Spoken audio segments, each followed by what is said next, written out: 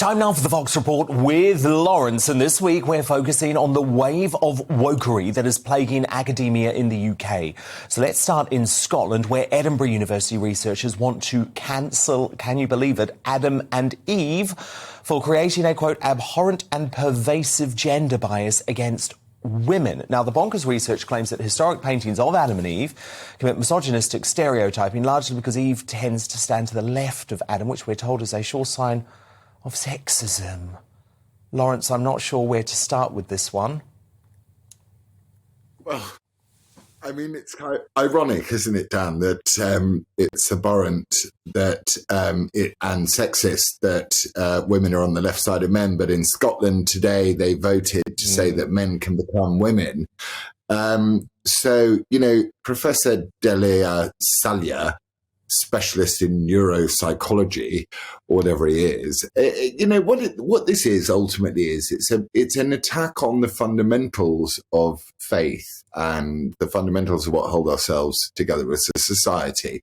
And it's very, very dangerous because, you know, yes, in the Bible it says God made man and woman, and to all of us it's palpably obvious that God did make man and woman, or evolution made man and woman.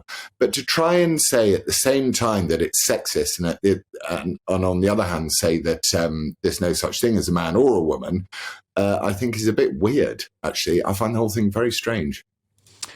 So do I. And I look to Brighton. Not surprisingly, it's Brighton, isn't it, where the university bosses want to actually ban the word Christmas, Laurence. So instead, PC Grinches intend to take all of the joy out of the festive period by branding it, wait for it, the winter closure period, so that they don't appear too Christian-centric. But they're very happy, Laurence, aren't they, to share very public celebrations of Muslim and Jewish holidays without any fears of causing offence? They want to kill our religion, man. You know, they want to get, you know, I'm a Christian, so, and I understand that other people aren't, and that's fine. But if you don't come after my religion, I wouldn't do it to a Muslim. I wouldn't do it to a Sikh. I wouldn't do it to a Hindu. I wouldn't do it to anybody else. I wouldn't go after their own religion and go, your Godhead is a disgusting, sexist nightmare or whatever it is. You know, don't ban it. I mean, what do you want to call it instead? Like, the dark period of hell between this lockdown and the next. It's ridiculous. People thrive on hope, and we need to encourage hope in one another and conversation. This is just divisive. I mean, it really got me down. I was going through the stories today and I was just like, oh, Lord, there's not one of them which is cheerful. Well, I know, because we're going to finish the nationwide tour of wokery in Cambridge. This is maybe the most egregious, isn't it, Laurence? The Cambridge Dictionary has decided it's time to redefine the word woman. So you've got the standard definition we're all familiar with, but a new addition has been made, Laurence. An adult who lives and identifies as female, though they may have been said to have had a different sex at birth. So here it is, Laurence, literally redefining our language to erase gender.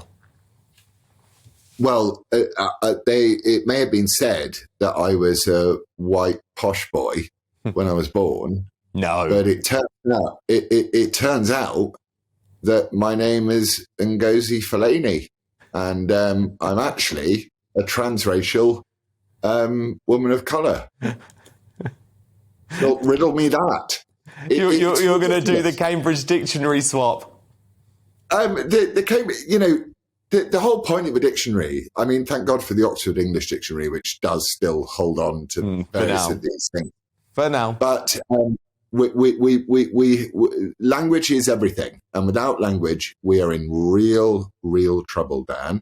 And I would suggest that people who don't agree with this stuff start standing up against it, because you're about to have your whole life railroaded if you don't. And well, indeed, I mean, it infuriates me, Laurence, to see the way that we are changing the beautiful English language to appeal to an extreme woke minority. So, for example, and by the way, I love him as a person, love him as a singer, but Sam Smith, I look at all of these headlines now which don't use gendered terms, don't use he, him.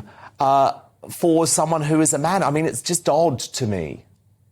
They do not look hot in a catsuit, does they? Oh, come on. Let's be honest. I mean, look, I don't want to be fattest because I know that we've got to be really nice to fat people. But I was having my hair cut today, as you may or may not have noticed. Stunning. And my hairdresser, who is fully, he's paid up member of the woke community. He turned around to me and said they were doing a music video shoot for L'Oreal or Lynx or someone like that, something beginning with L.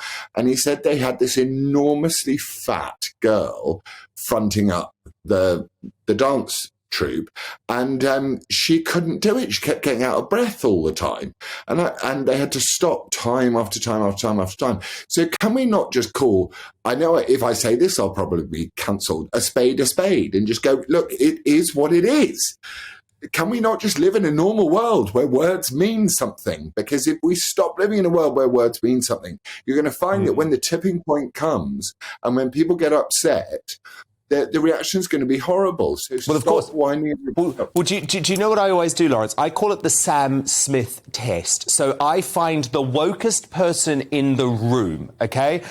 And I go and I have a conversation with them about Sam Smith. And these are the sorts of people that would be saying, of course you cannot misgender Sam Smith. Sam Smith is a they.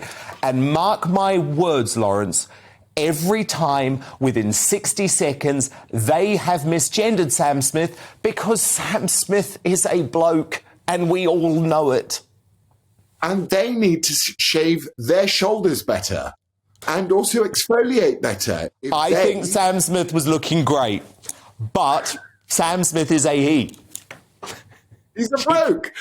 I mean, why are we having this conversation in 2020, whatever we are in now? It feels like... Well, because I think the very serious side of it is, because of what the Cambridge Dictionary is doing, they want to take away the beauty of the English language, and we cannot let that happen. But Laurence,